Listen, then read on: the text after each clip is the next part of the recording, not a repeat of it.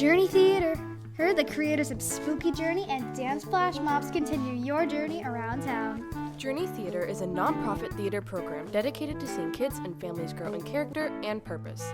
So would you please consider donating to help make that happen? Check out our website at www.journeytheater.org. And here's our host, Bella Rodriguez. Welcome once again, and thank you for tuning in to Journey Theater's presentation of The Wonderful Wizard of Oz, from that book by L. Frank Baum. We're so glad to have you with us as we continue to innovate and keep students like me performing and collaborating together with our first audio play. This audio production of The Wonderful Wizard of Oz is sponsored by Kingsway Christian Schools.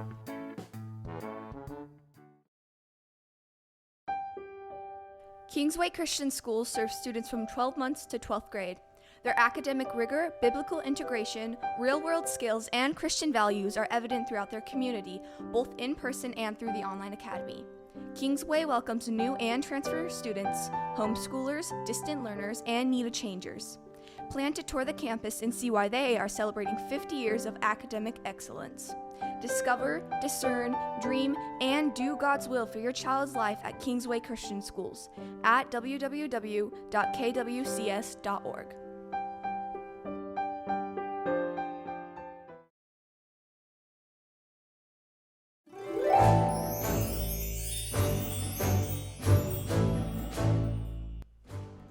In episode 1, a young Dorothy and her dog Toto were blown from the Great Plains of Kansas to the wonderful land of Oz.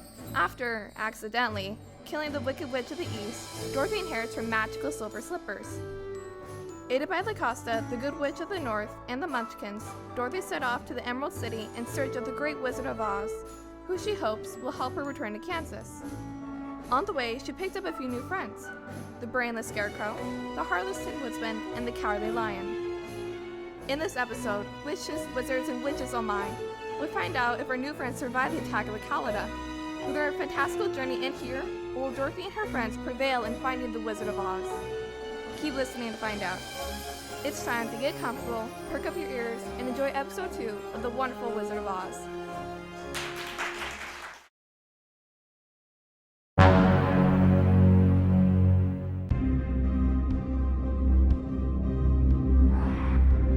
Dorothy, with a terrified Toto in her arms, the Scarecrow, Tin Man, and Lion had started to cross the makeshift tree bridge when a sharp growl made them all look up.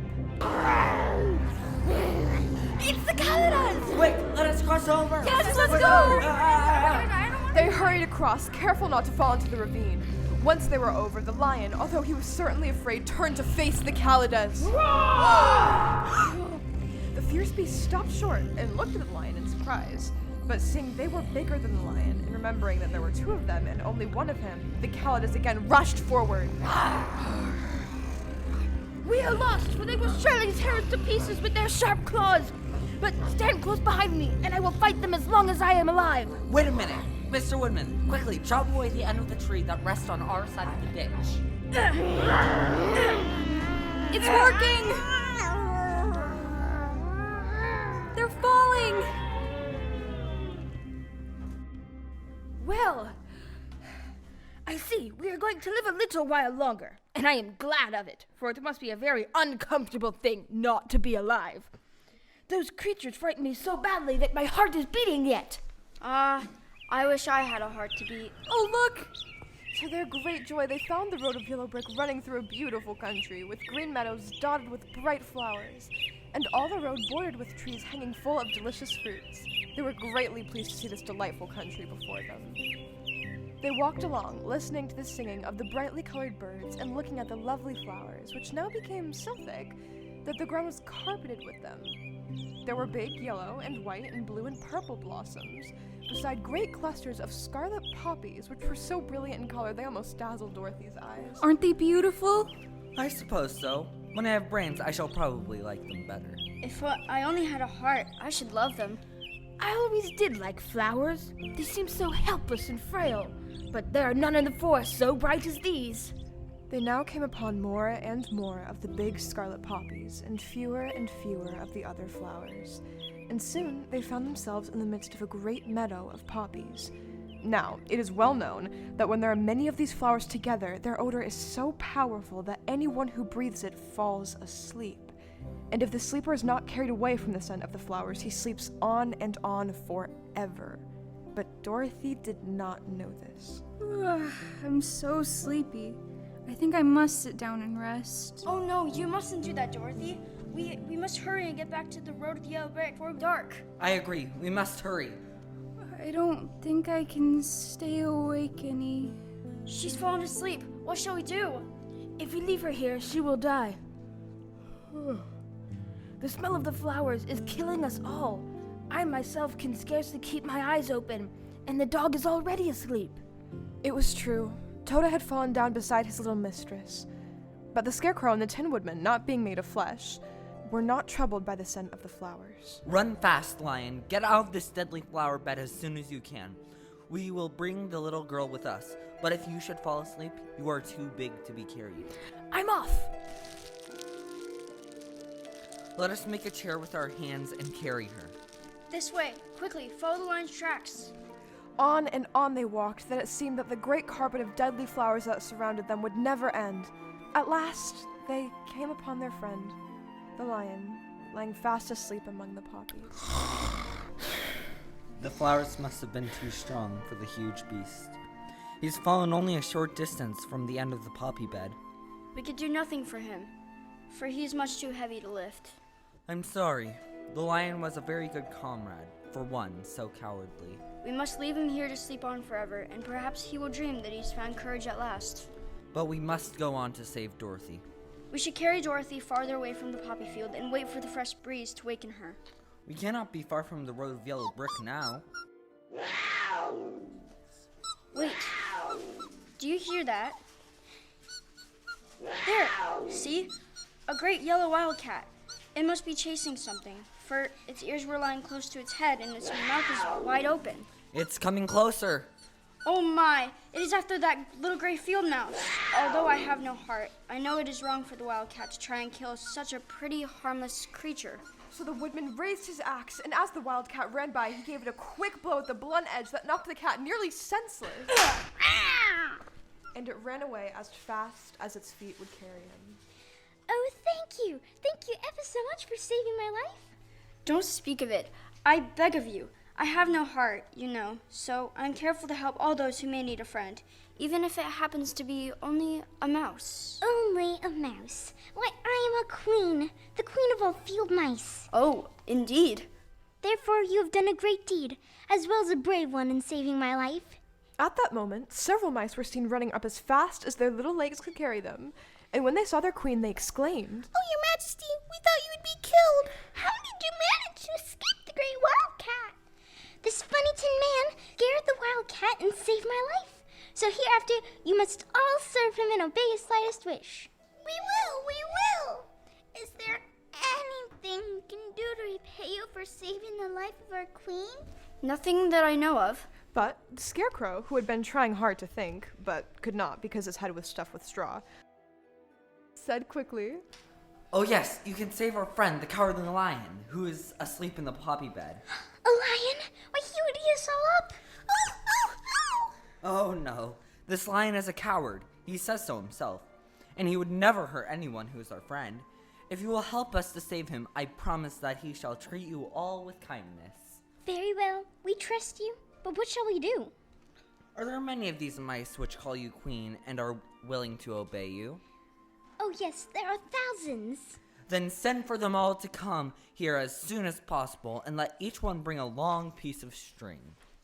The queen turned to the mice that attended to her and told them at once to go and get all her people. As soon as they heard her orders, they ran away in every direction as fast as possible. Now, Mr. Woodman, you must go to those trees by the riverside and make a wagon that will carry the lion. Right away, Mr. Scarecrow. So the woodman went at once to the trees and began to work, and he soon made a wagon out of the limbs of trees, from which he chopped away all the leaves and branches. He fastened it together with wooden pegs and made the four wheels out of short pieces of a big tree trunk. So fast and so well did he work that by the time the mice began to arrive, the truck was all ready for them. They came from all directions, and there were thousands of them. Big mice and little mice and middle-sized mice. and each one brought a piece of string in his mouth. It was about this time that Dorothy and Toto awoke from their long sleep. Oh my! Dorothy, permit me to introduce you to Her Majesty, the Queen of the Field Mice. Very pleased to make your acquaintance, Your Majesty. Likewise, my lady. Quickly, Mr. Woodman, Dorothy, let's fasten the mice to the wagon using the string they brought. But my queen, won't we fall asleep as well? We must be brave, my friends, and quick. So one end of the string was tied around the neck of each mouse, and the other to the end of the wagon. Of course, the wagon was 1,000 times bigger than any of the mice who were to draw it. But when all the mice had been harnessed, they were able to pull it quite easily. Now we must get the lion onto the cart. He is so heavy. This is harder work than cutting even the tallest tree. Almost there. Quickly, my friends. Poe, we must get out of here before we fall asleep too. Scarecrow, we can push from behind to help the little creatures. Soon, they rolled the lion out of the poppy bed to the green fields where he could breathe the sweet, fresh air again. Oh, my friends, thank you for saving the lion from death. I've grown very fond of him. If you ever need us again, come out into any field and use this whistle. And we shall hear you and come to your assistance. Goodbye. Goodbye. Bye. So Dorothy took the whistle from the queen and put it around her neck. Goodbye. It was some time before the cowardly lion awakened, for he had lain among the poppies a long while. I ran as fast as I could, but the flowers were too strong for me. How did you get me out? It was the little field mice who saved you from death. I have always thought myself very big and terrible, yet such little things as flowers came near to killing me, and such small animals as mice have saved my life. How strange it all is. But, friends, what shall we do now? We must journey on until we find the road of yellow brick again, and then we can keep on to the Emerald City. So they all started upon the journey, greatly enjoying the walk through the soft, fresh grass. And it was not long before they reached the road of yellow brick and turned again toward the Emerald City, where the great Oz dwelt. The road here is smooth and well paved now, so I won't trip again. And the scary woods are far behind us. And see, here are farms and houses. This must be the land of Oz, and we are surely getting near to the Emerald City. Yes, everything is green here, while in the country of the Munchkins, blue was the favorite color. Just then, a farmer came out of his house and looked like he might greet the travelers, but saw the lion and retreated quickly back into his house. But the people do not seem to be as friendly as the Munchkins, and I'm afraid we shall be unable to find a place to pass the night. Well, I should like something to eat besides fruit, and I'm sure Toto is nearly starved.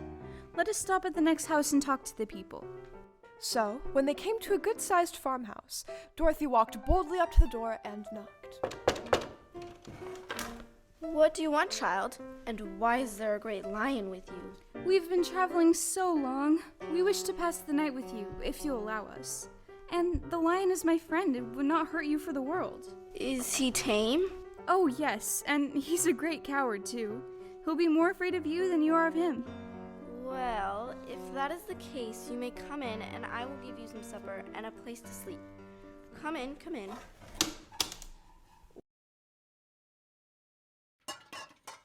Where are you all going? To the Emerald City to see the great Oz. Oh, indeed.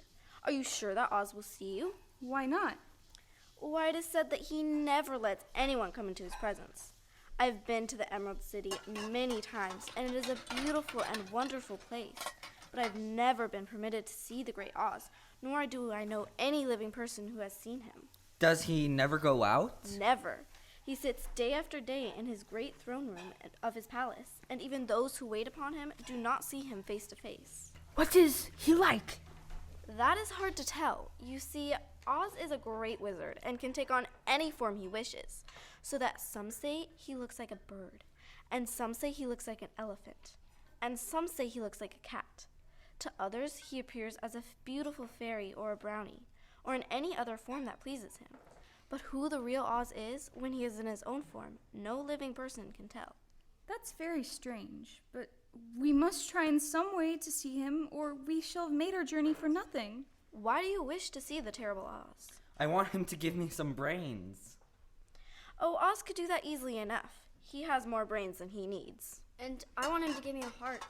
That will not trouble him, for Oz has a large collection of hearts of all sizes and shapes. And I want him to give me courage. Oz keeps a great pot of courage in his throne room, which he has covered with a golden plate to keep it from running over.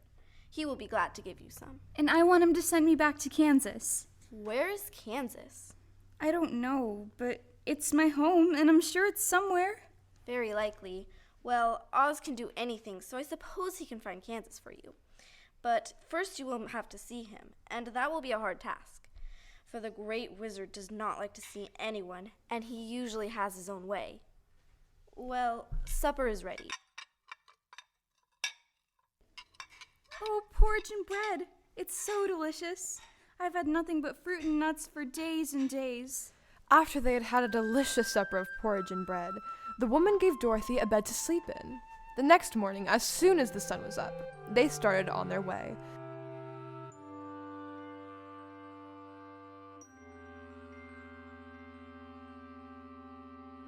And soon saw a beautiful green glow in the sky just before them. That must be the Emerald City. So excited. By afternoon, they came to a great wall that surrounded the city. It was high and thick and of a bright green color. At the end of the road of yellow brick was a big gate, all studded with emeralds that glittered so in the sun that even the painted eyes of the scarecrow were dazzled by their brilliancy. How will we get through the gate? Well, there's a doorbell. Let's ring it. Look, the gate is opening.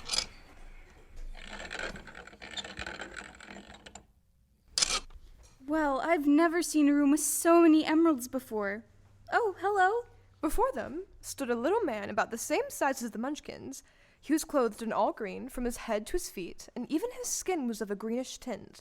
At his side was a large green box. What do you wish in the Emerald City? We came here to see the Great Oz. It has been many years since anyone asked me to see Oz. He was powerful and terrible, and if you come on an idle or foolish errand to bother the wise reflections of the Great Wizard, he might be angry and destroy you all in an instant. But it is not a foolish errand, nor an idle one. It is important, and we have been told that Oz is a good wizard. So he is, and he rules the Emerald City wisely and well. But to those who are not honest or who approach him from curiosity, he is most terrible, and few have ever dared ask to see his face. I am the guardian of the gates, and since you demand to see the great Oz, I must take you to his palace. But first you must put on the spectacles, because if you do not wear the spectacles, the brightness and the glory of the Emerald City would blind you. Even those who live in the city must wear spectacles night and day. They are all locked on, for Oz so ordered it when the city was first built, and I have the only key that will unlock them. I have spectacles of every size and shape. See, these will fit you perfectly.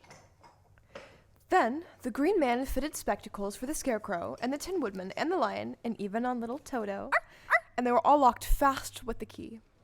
Now we are ready to go to the palace. Dorothy and her friends were at first dazzled by the brilliancy of the wonderful city. The streets were lined with beautiful houses, all built of green marble and studded everywhere with sparkling emeralds. Even the sky above the city had a green tint, and the rays of sun were green. There were many people walking, men, women, and children, and these were all dressed in green clothes and had greenish skins. They looked at Dorothy and her strangely assorted company with wondering eyes, and the children all ran away and hid behind their mothers when they saw the lion. But no one spoke to them. Many shops stood in the street, and Dorothy saw that everything in them was green.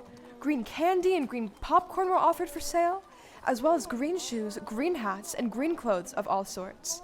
At one place, a man was selling green lemonade, and when the children bought it, Dorothy could see that they paid for it with green pennies. Here we are. This is the palace of the Wizard of Oz. Wait here, and I will carry your message to him. They had to wait a long time before the guard returned. But finally... Have you seen Oz? Oh no, I have never seen him, but I spoke to him as he sat behind his screen and gave him your message. He said he will grant you an audience if you so desire, but each one of you must enter his presence alone, and he will admit but one each day. Therefore, as you must remain in the palace for several days, I will have shown you to your rooms where you may rest in comfort after your journey. Oh, well, thank you. That's very kind of Oz. So each one of them found himself lodged in a very pleasant part of the palace. The next morning, after breakfast, Dorothy was taken into the throne room. Will the great Oz see me today? Oh, he will see you, although he does not like to have people ask to see him. Indeed, at first he was angry and said I should send you back to where you came from. Then he asked me what you looked like, and when I mentioned your silver shoes, he was very much interested. And when I told him about the mark upon your forehead, he decided he would admit you into his presence. That is a signal. You must go into the throne room alone.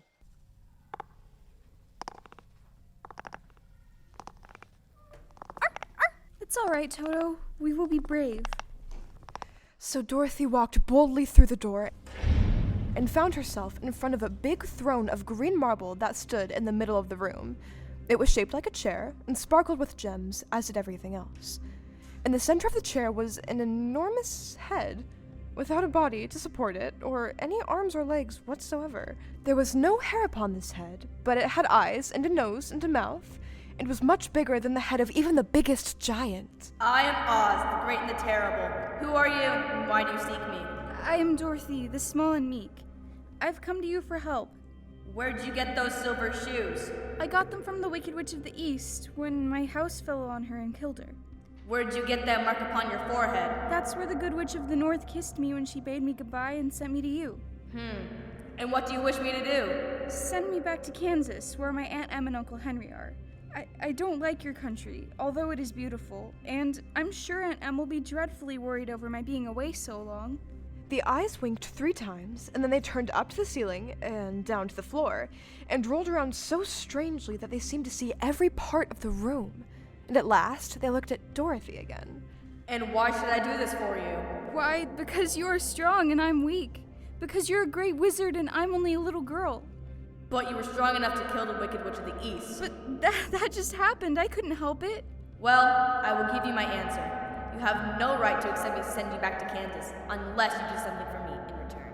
Help me, and I will help you. What must I do? Kill the Wicked Witch of the West. But I cannot. You kill the Witch of the East, and you wear the silver shoes, which bear a powerful charm. There is now but one Wicked Witch left in all this land, and when you can tell me she is dead, I will send you back to Kansas, but not before. I've never killed anything willingly. Even if I wanted to, how could I kill the Wicked Witch? If you, who are great and terrible, cannot kill her yourself, how do you expect me to do it? I do not know, but that is my answer. Until the Wicked Witch dies, you will not see your uncle and aunt again. Remember, the witch is wicked, tremendously wicked, and ought to be killed. Now go. Do not ask to see me again until you have done your task.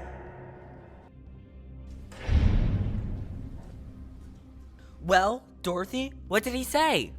There's no hope for me, for Oz will not send me home until I've killed the Wicked Witch of the West, and that I can never do. Oh, Dorothy, that's terrible. Oh yes, her friends were sorry, but could do nothing to help her. But the next morning, when the Scarecrow entered the throne room, he saw, not a talking head, but a most lovely lady sitting in the emerald throne. She was dressed in green silk gauze, and wore upon her flowing green locks a crown of jewels. Growing from her shoulders were wings, gorgeous in color, and so light that they fluttered if even the slightest breath of air reached them. I am Oz, the Great and the Terrible. Who are you, and why do you seek me? I am only a scarecrow, stuffed with straw, therefore I have no brains, and I come to you praying that you will put brains in my head instead of straw, so that I may become as much of a man as any other in your dominions. Why should I do this for you? Because you are wise and powerful, and no one else can help me. I never grant favors without some return, but this much I will promise. If you will kill for me the Wicked Witch of the West, I will bestow upon you a great many brains, and such good brains that you'll be the wisest man in all the land of Oz. I thought you asked Dorothy to kill the witch. So I did. I do not care who kills her, but until she is dead, I will not grant your wish. Now go. Do not ask to see me again until you have earned the brains you so greatly desire.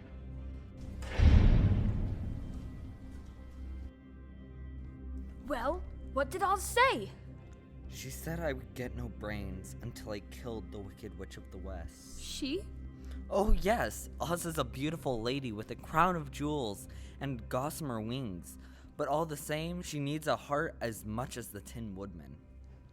The next morning, the Tin Woodman came to the great throne room. He did not know whether he would find Oz a lovely lady or a head, but he hoped it would be the lovely lady. For if it is the head, I'm sure I shall not be given a heart, since a head has no heart of its own, and therefore cannot feel for me. But if it is the lovely lady, I shall beg hard for a heart, for all ladies are themselves said to be kindly hearted. But when the woodman entered the great throne room, he saw neither the head nor the lady, for Oz had taken the shape of a most terrible beast. It was nearly as big as an elephant, and the beast had a head like that of a rhinoceros, only there were 5 eyes on its face. There were 5 long arms growing out of its body, and it also had 5 long, slim legs. Thick, woolly hair covered every part of it, and a more dreadful-looking monster could not be imagined. When he saw it, the Tin Man thought, If I had a heart, it would be beating loud and fast from terror. I am Oz, the great and the terrible. Who are you? Why do you seek me? I am a woodman, and made of tin. Therefore I have no heart, and cannot love. I pray you to give me a heart, that I may be as other men are. Why should I do this? Because I ask it, and you alone can grant my request. If you indeed desire a heart, you must earn it. How?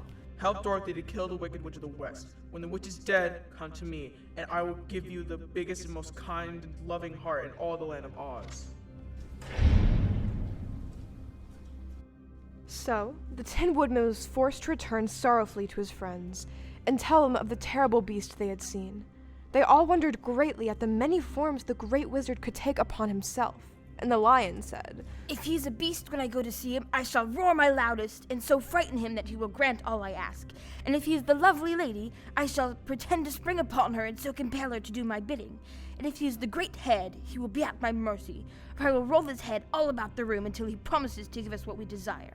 So be of good cheer, my friends, for all will yet be well.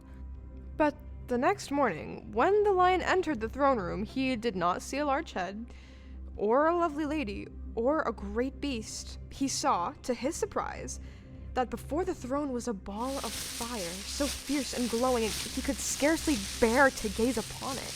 Has the great Oz had an accident and caught on fire? But when he tried to go nearer, the heat was so intense that it singed his whiskers, and he crept back tremblingly to a spot nearer to the door. I am Oz, the great and the terrible. Who are you? Why do you seek me? I am a cowardly lion, afraid of everything. I came to you to beg that you give me courage, so that in reality I may become the king of beasts, as men call me. Why should I give you courage? Because of all wizards, you are the greatest, and alone have power to grant my request. Bring me proof that the Wicked Witch is dead, and that moment I will give you courage. As long as a witch lives, you must remain a coward. What Should we do now? There's only one thing we can do, and that is to go to the land of the Winkies, seek out the Wicked Witch, and destroy her.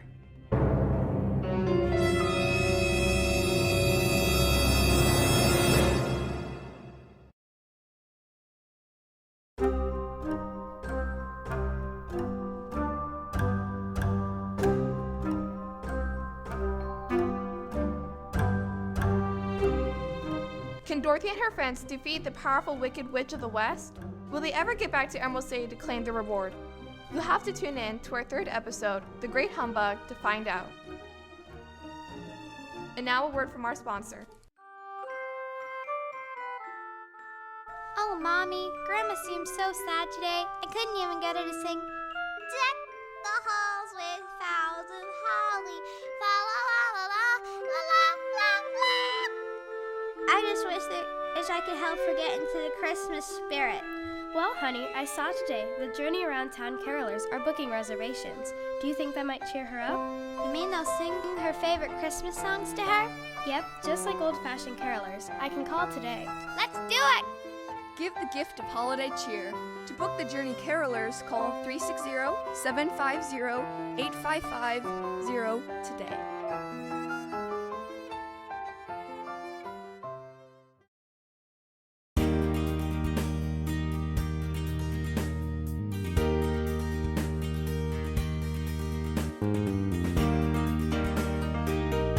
You have been listening to episode 2 of The Wonderful Wizard of Oz, performed by Journey Theater. This episode was performed by Izzy Hill as the storyteller, Sadie Gilliam as Dorothy, Mason Van Cleve as the Scarecrow, Molly Waller as the Tin Woodsman, Grace Farrell as the Cowardly Lion, Parker Wasnick as the Wizard of Oz, Alexis Ramirez as the Queen of Mice, Lily Graham as the Emerald City Guard, Emily Sager as the Ozian Farmer, Abilene Trevino, Keziah Perezzo as the Mice. With special appearances and sound effects by Isabella Stiller, Bella Rodriguez, Hannah McDaniel, Peyton Schoonover, Kaylee Gibbs, Lily Graham, Zoe Arpin, Abilene Trevino, Emily Sager, Alexis Ramirez, Keziah Perezzo. our stage manager is. Annalie Ahala, This episode was directed by Melissa Bareford. Sound engineers were Nick Faust, Jen Gilliam, and Michael Arpin.